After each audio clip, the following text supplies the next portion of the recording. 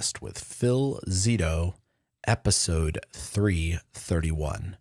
Hey folks, Phil Zito here, and welcome to the Smart Buildings Academy podcast, episode 331. Sorry about being a little bit late. I was actually on the phone trying to figure out a issue we were having with a Cipher 10 that basically it just ended up being a corrupt jar file and some other things that were going on. A little goofy, but we got it figured out. Everything's good to go. So today we're going to talk about certificates and certificating authorities for building automation. I have had a lot of you reach out to me about certificates. You want to understand, like, what are certificates?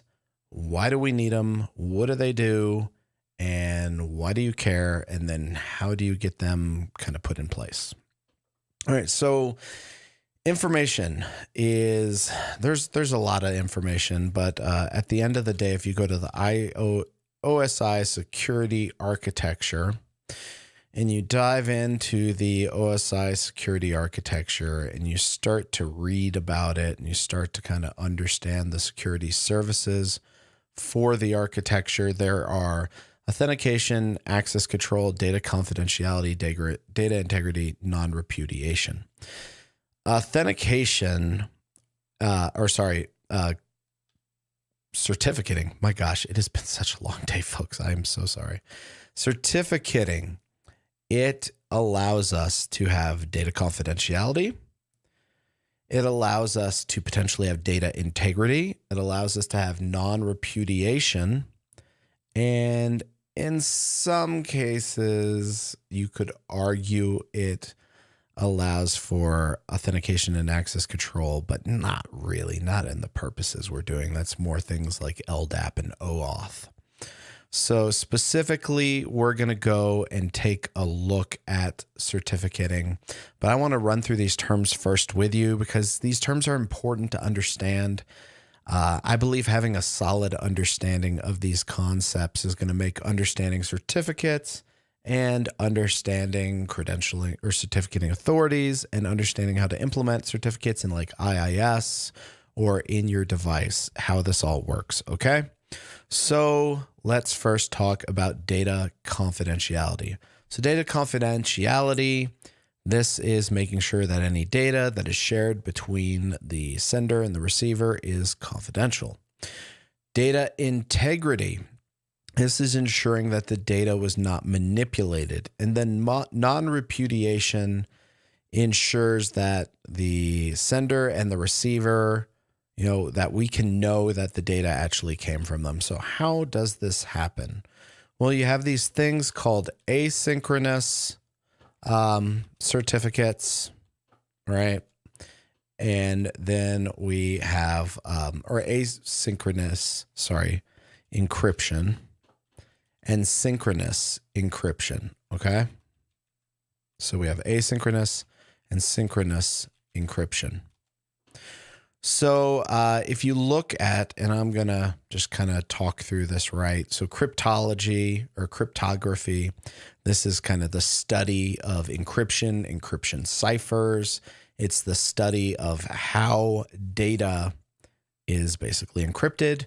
And encryption, essentially what happens is you have a message block and you have a cipher key.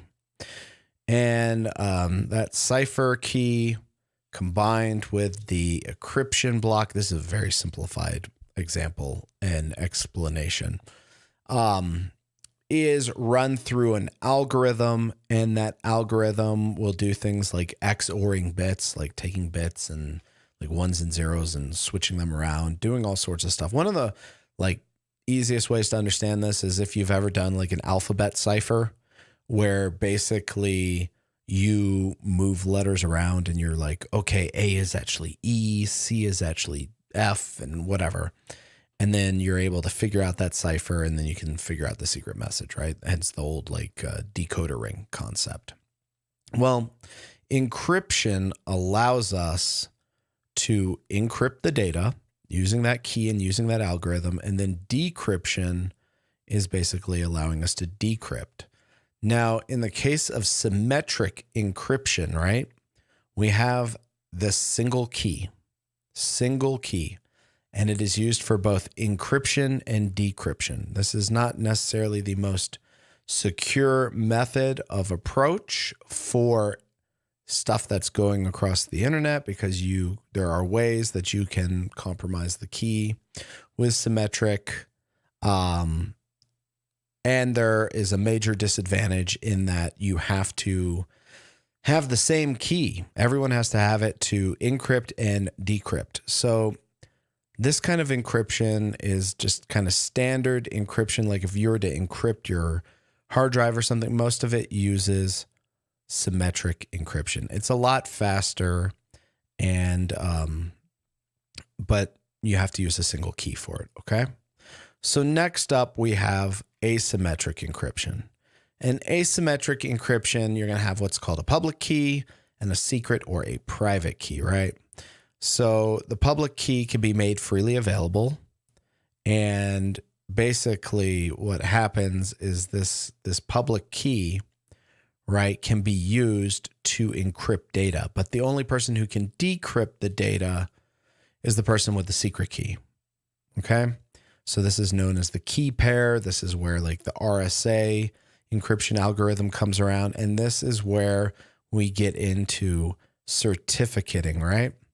So certificates, right, are digital things, and they're used in this client server methodology. So if I were to go to, like some VeriSign or someone like that, they would have the ability to sell certificates, and a certificating authority validates the certificate. So what they're going to do, the certificate kit is going to have like the organization's name, the user's email, all sorts of information. So when I sign something with my key, I am in a sense going and proving that it's me. So that's like where this whole kind of digital certificating comes into place. So what happens is when like a server and a client are communicating, right? So when your web browser is connecting to like a network automation engine with Johnson, or Jace with, Tritium, what happens is your client is going to send a query across the network to whoever, and they're going to send to, in this case, the Jace, and they're going to send back a copy of the certificate, right? And there you're going to be able to take the public key from the certificate, and you're basically going to be able to validate that, that is who it is. So there's a lot more to this, and I don't want to turn this into some super long conversation about certificates and encryption and things like that, and then end up confusing people and making people feel like, oh my gosh, this makes like no sense. But at the end of the day, right, there's, let me see if I can pull it up here. I want to show it to y'all. Digitally signing with key. So basically what happens is if you want to sign a document or sign something to prove that you are who you say you are, then what happens is you're going to sign a document, right?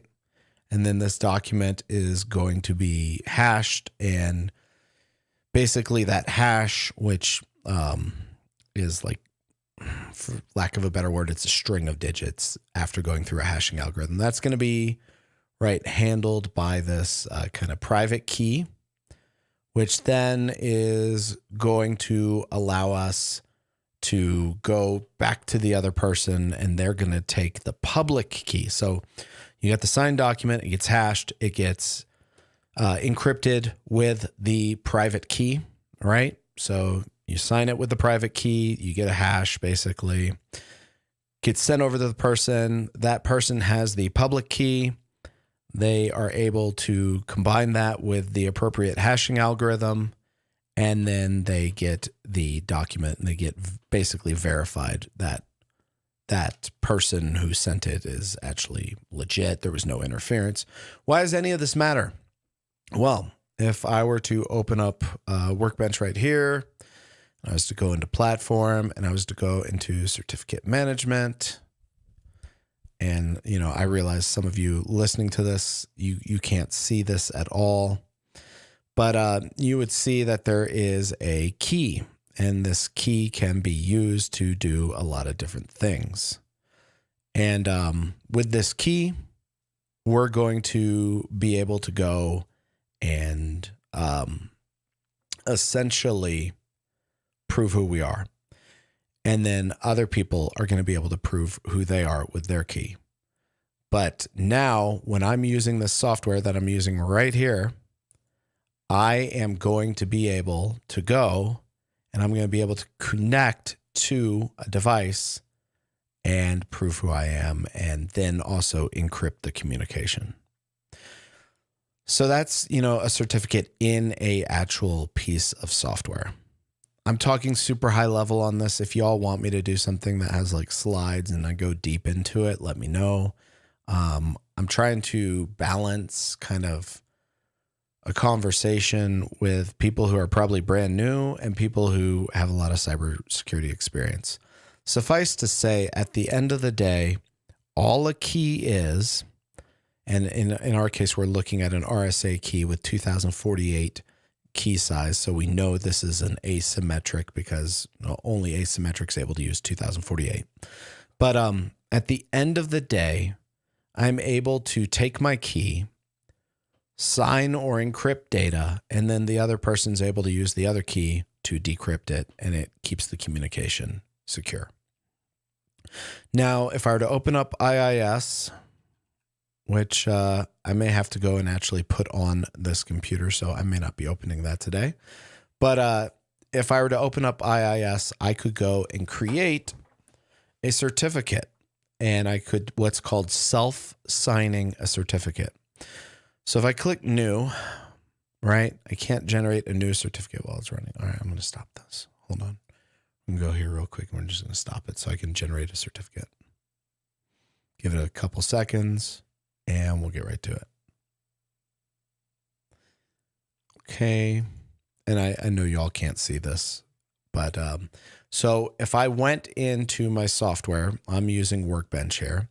If I went into my software and I went into its certificate management, I could go and I could click new and I could create what is called a self-signed certificate. Now, self-signed certificates are fine for like if you're just locally communicating to someone. But if you're communicating across the web, the problem with a self-signed certificate and it not being by a certificating authority is that you can't validate that this is an actual certificate, that this is a legitimate person. The certificating authority enables you to basically ensure that whoever's creating the certificate is actually who they say they are. But right, I can create a certificate and then I can go and actually create a CA certificate, which then I could get approved. Like if I were to go here, go to my computer, go to VeriSign. Once again, I know y'all can't see this because it's a podcast. When I went to VeriSign, right, I could go and get the certificate from them. There's other certificate authorities. Like if I just type in certificate authorities, we'll see there's a lot of other certificate authorities that pop up. But, you know, I'll just grab global sign here. And then what I can do is I can actually buy a Ssl Tls certificate. And we'll talk about SSL and TLS in just a second. I know this episode is all over the place, folks. I'm really trying to balance keeping this not super complex and also valuable to people who maybe are more technical at the same time. So sorry if it seems like it's bouncing between technical and non-technical. All right, so I go and do this thing called self-sign. Well, what I still need to do if I really want to verify that this thing works, then I can do a couple different verification things. There's like domain validation, organization validation, and extended validation. So domain validation is simply validating that this is a legitimate domain connection. Now, why does that matter? Because when I go and I connect, let's say I go to www.box.com, whatever, and I create this connection, this asynchronous connection, and I'll tie this back to BAS in just a second, I promise. I create this asynchronous connection. Their certificate validates that when I'm connecting to box.com, that is actually box.com. That's not a hijacked domain. That's not something that is not legit. Organizationally validated, right? That provides more information around the business. So it's not just around the domain. So you can do like, you can do some hacking where you take over a domain, even though it's got a certificate. Organizational validation and extended validation provide greater data validation for your certificate, essentially.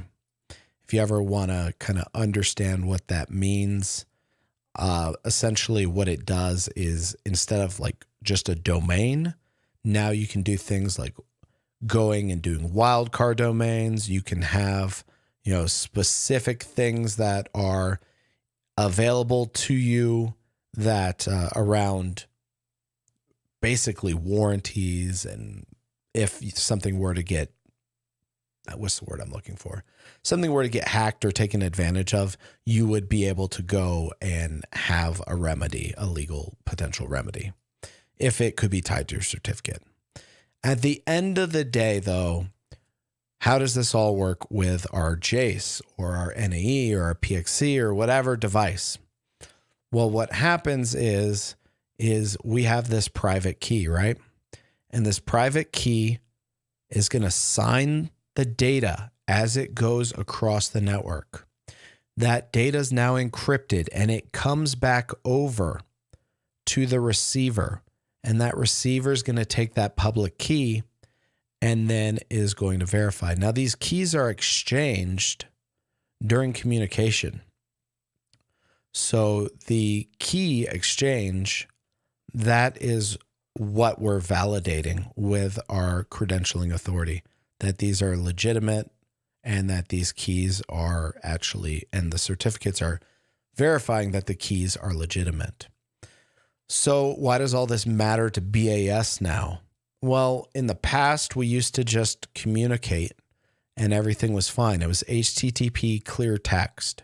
If you ever want to see, just like open up an HTTP website, open up Wireshark, query the HTTP protocol, and everything you type in will be in clear text. Now, naturally, that's an issue, right? You have passwords and things like that. Those can be an issue for whoever is going and communicating. You don't want your passwords and your usernames in clear text. That's when this whole HTTPS and SSL secure socket layer communication became something that people were interested in. Problem is, fast forward a couple years and SSL turns out it has a lot of vulnerabilities.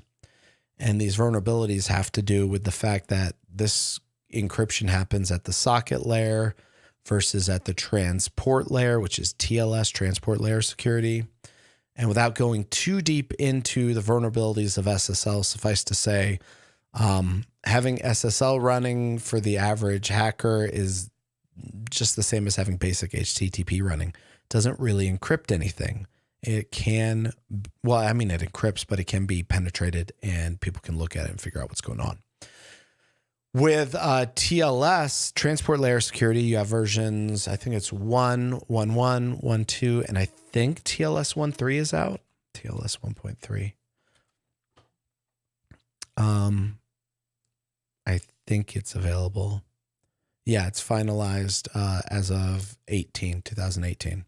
So TLS, transport layer security, not only is it faster because it takes place at the transport layer, which if you've ever studied the OSI model, the transport layer is where we have TCP, Oh my gosh. How did I forget what TCP was? Transmission Communication Protocol. Yeah, I believe so. User Datagram Protocol is UDP. I told you folks, it has been a long day. Transmission Control Protocol. I almost thought about not recording this episode because my brain is so freaking tired. But anyways, I wanted to get this out to you because I know that certificating, even though this is kind of all over the place, certificating is something that's really important. So TLS, Transport Layer Security, that enables you to connect at the transport layer. And if we remember how communications work, as we move down the OSI model from the application layer, which is layer 7, all the way down to layer 1, which is the physical layer, we have more and more encapsulation. So the fact that we are able to create we're able to create connections with TLS with our handshake, our three-way handshake, which is part of the transport layer. The fact that we're able to do that, the fact that TLS, without going too deep into it, it solves some of the holes of SSL. It provides a very secure way to communicate data, and it's faster. So hence why we've implemented, if you ever go into your building automation software and you can choose between SSL or TLS, that's why you go and you choose between SSL and TLS. Okay. All right. So we talked about certificates. We talked about SSL and TLS. We talked about certificating authorities. I think that's it. I'll probably do another podcast episode on this because, to be quite honest, I don't like how this one turned out because I'm so mentally tired. And that being said, though, this should give you a good idea of certificates, certificating authorities, TLS, encryption, asymmetric versus symmetric, algorithms, hashes, and ciphers, which are the big ones. So that being said, that's all I have for today, folks. I need to go drink some water. I'm completely mentally exhausted. And that's just some days. That's how it is, right? But I'm here. I'm here for you. If you have any questions, do not hesitate to hit us up, podcast@smartbuildingsacademy.com/331. Hit us up in the questions, in the comments, wherever you're listening. Thanks a ton. Take care.